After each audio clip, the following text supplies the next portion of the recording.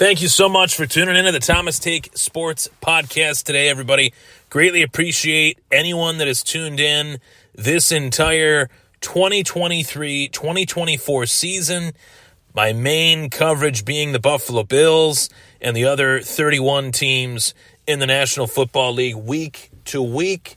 Greatly appreciate you guys tuning in each and every week during the season, and I'm very much looking forward to another offseason of great coverage of the Buffalo Bills and their offseason plans, as well as any of the other 31 teams in the NFL and what their plans are, free agency, NFL draft. You guys know me. You guys know, those that have followed this show for as long as you have know that the NFL draft is a huge source of entertainment for myself. I've already dove into it pretty deeply, just in terms of preparation for not only those shows, but for my Dynasty Draft Leagues. So really looking forward to that, really looking forward to just breaking those things down. You can expect some rankings to be out in the next few weeks. Also have a few fantasy baseball shows to provide to the viewers and listeners of this podcast, and I greatly appreciate you guys tuning in. The support this season was unlike any other. Each year, it's just evolved and grown and evolved and grown.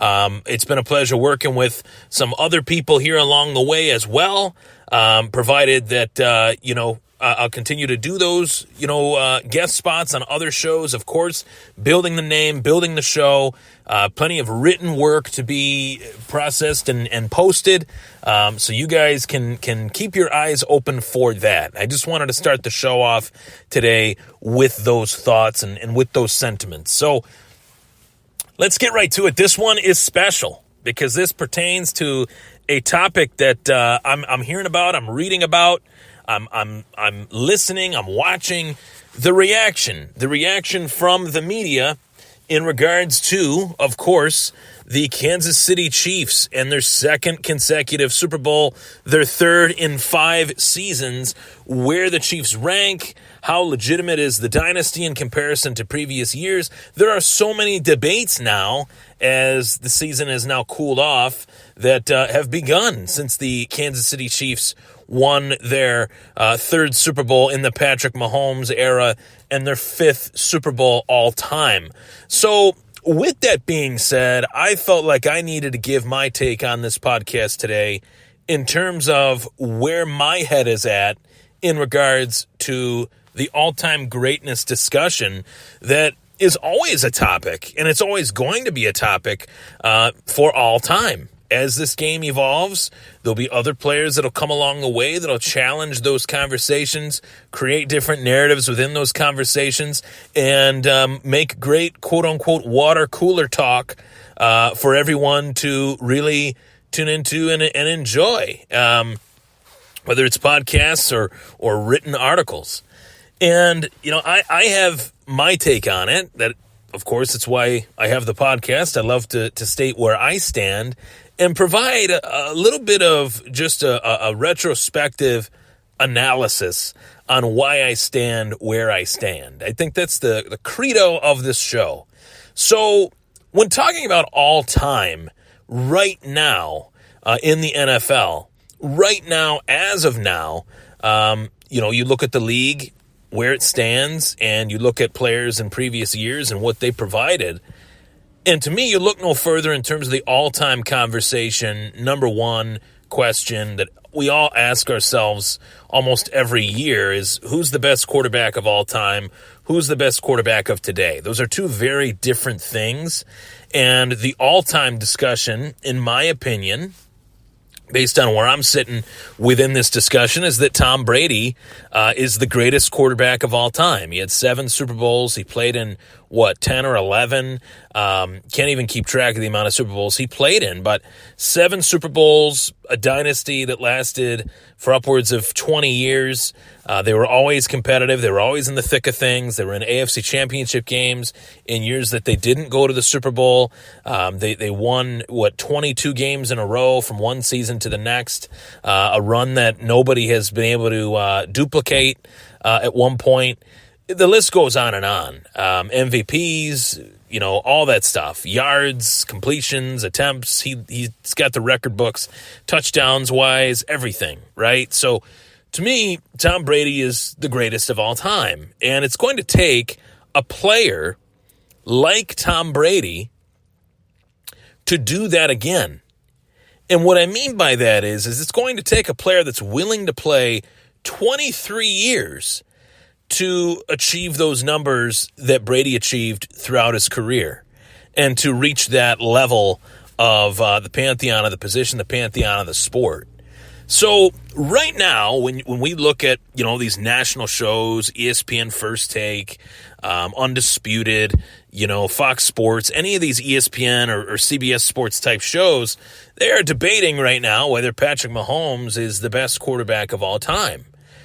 Way too soon of a conversation for me to have that conversation, being that Patrick Mahomes is 28 years old. He's got 3 Super Bowls. That's great. That's a career in and of itself. He's accomplished what few have been able to accomplish, winning 1 Super Bowl, let alone 2, and now 3 before the age of 30, which does make people wonder and kind of guess as to whether he'll win 4 or 5 Super Bowls by the time he's, 35 or 6 or 7. Will he catch Tom Brady? I think that that's an unrealistic conversation because Tom Brady's achievements are not exactly realistic for anybody else. And I say that because the time that was invested with Brady and Belichick, I don't see Andy Reid coaching the Chiefs for 24 seasons. I don't see Travis Kelce playing another 2 years. So this early portion of Patrick Mahomes' career is very similar to the earlier portion of Tom Brady's career, quite frankly, where Brady had won 3 Super Bowls by the time he was 28, and he didn't win another one for another 10 years.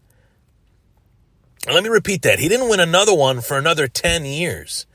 Not many people remember that there was a period where you had teams like the Steelers, the Ravens, the Colts, Peyton Manning's Broncos winning Super Bowls.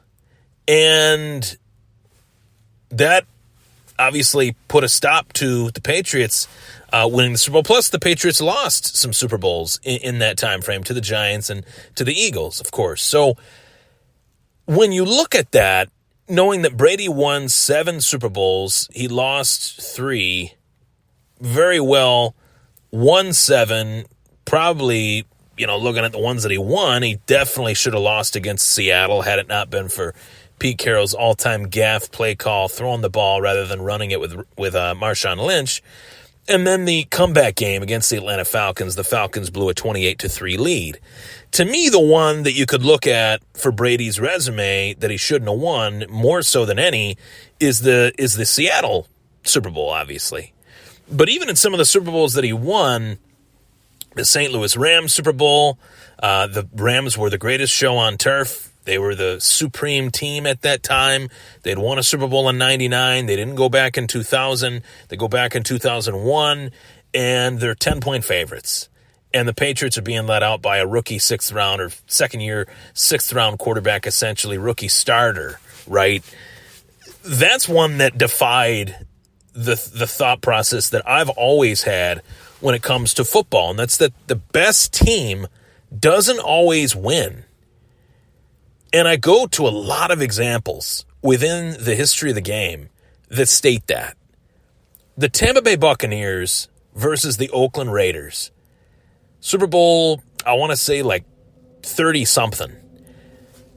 Rich Gannon was a lightning rod at the quarterback position that season, 2002, far and away the best quarterback in the league. Threw for like only 5 interceptions that entire year, and yet in the Super Bowl, he throws 5 interceptions. So, obviously leading to a lopsided score from the Tampa Bay Buccaneers. Does that mean that Brad Johnson, who was the quarterback of the Tampa Bay Buccaneers, does that mean that Brad Johnson's the best quarterback in the NFL? Or the best quarterback of all time? The recency bias is a little bit too rich for me. in terms of Pat Mahomes being the best quarterback of all time just because he just came off the Super Bowl win. And sometimes there are people that go that length. If you won a Super Bowl, then you're one of the greats. If you won one, if you won two, if you won three, yeah, you are. But to say you're the greatest of all time, there's a lot left there to be done by Mahomes. He's on the way to putting himself on that path. Could I say it as well that he's in that conversation? Yes, I could. And I think that that's a more accurate approach. To say that Pat Mahomes is in that conversation, that's a good conversation to be in. That's a great moment of kind of settling within that conversation. Beyond that, there's no real conversation to me. Tom Brady, Joe Montana, Bradshaw, Mahomes, those are the quarterbacks that have won. Aikman, those are the quarterbacks that have won 3 or more Super Bowls. And if I'm forgetting any, let me know. I don't think I am. But to me, I truly feel that Mahomes is the best quarterback of today. That's what this game told me last Sunday, Super Bowl 58, is that Mahomes is the greatest quarterback of today, the best in the league today. And that's a valid conversation. The keys were handed from Tom Brady to Pat Mahomes as far as the departure of Brady, who's the next best. Mahomes was right there with Brady for a few years, and obviously they played each other in the Super Bowl, Tampa Bay versus KC, and Brady beat him. And Kansas City didn't even score a touchdown in that game. So I'm not quite there yet. And I'm not quite there yet because I think there's a lot of meat left on the bone. The future is going to tell a lot. These next 5 years, especially 5 to 6, 5 to 7, 5 to 8 years, are really going to tell us a lot in terms of whether or not Pat Mahomes is the best of all time or just one of the best of all time. Because Mahomes goes the direction that I think he's going to go in as one of the best quarterbacks in the league, the best arguably in the league. I could see some Super Bowls that he could win. I could see some Super Bowls that he could lose. And one of them was, dare I say it, Sunday. I thought that the Chiefs were going to lose. They didn't. So that's one more in the ratio of appearances and wins that was one for Mahomes. One in the win column. Now, there might be some other years where the Chiefs are a much better team than what they were this past year, and I think there will be. That doesn't mean that they'll win, because the best team doesn't always win. To me, the best team top to bottom in the National Football League was the San Francisco 49ers. They had a lead going into the first half, and they blew that lead. So a lot of meat left on the bone for this conversation, and I think the common denominator between the Chiefs and any team that they played in the playoffs, whether it was the Dolphins, whether it was the Bills, whether it was the Ravens, whether it was the San Francisco 49ers, Andy Reid outcoached all of those coaches. He outcoached Mike McDaniel. He outcoached Sean McDermott. He outcoached John Harbaugh. And he certainly, most definitely, outcoached Kyle Shanahan in the second half of that Super Bowl. Top to bottom, pillar to post, outcoached Kyle Shanahan. So was it in an outright blowout fashion? No. But was it in a clear fashion of deliberation by the 49ers to consistently throw the football when they had Christian McCaffrey as the running back? I'll say it once, I'll say it again. It was a recipe for disaster from Kyle Shanahan brought to that game plan in the second half. 3 straight 3-and-out drives in the third quarter, essentially handing the keys over to Andy Reid to unlock the Lombardi Trophy, once again his third as the head coach of the Kansas City Chiefs, and Mahomes' third as well, and Kelsey's third as well. That's a great trio there. And once that trio is broken up, I think it's going to be very, very difficult for Patrick Mahomes to rise above that without Andy Reid. Andy Reid, to me, is the greatest coach in the game. Greatest coach in the game is working with the guy. The result of that, greatest quarterback in the game. Greatest tight end in the game is working with the greatest quarterback and the greatest coach. So it's all woven together. And that's why these teams that are dynasties have been able to be dynasties because of those three main factors. You have your quarterback, your head coach combo, and whatever weapon he's able to get the ball to consistently is an elite weapon. I go to the New England Patriots with Tom Brady and Bill Belichick. They could interchange who that weapon was. It could be Rob Gronkowski. It could be Wes Welker. It could be Randy Moss. It could be, some of the other pieces that they had in the run game, or their defense, as they were more of a defensive-oriented team in those early years with Brady winning those 3 Super Bowls against, of course, the Rams, the Panthers, and the Eagles.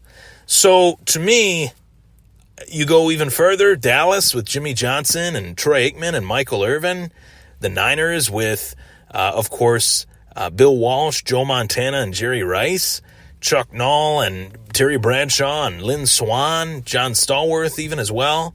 Those are common denominators of those dynasties, to have 3 key pieces: your head coach, your quarterback, and whatever weapon he's getting the ball to. Of course, the defense matters as well. And to me, this season, the Kansas City Chiefs defense was the best defense I think they've had in my lifetime. And there were some guys on that defense on Sunday that greatly stepped up. Trent McDuffie being one of them, as well Chris Jones. And, those are 2 players that one of them could be gone. Chris Jones could be gone.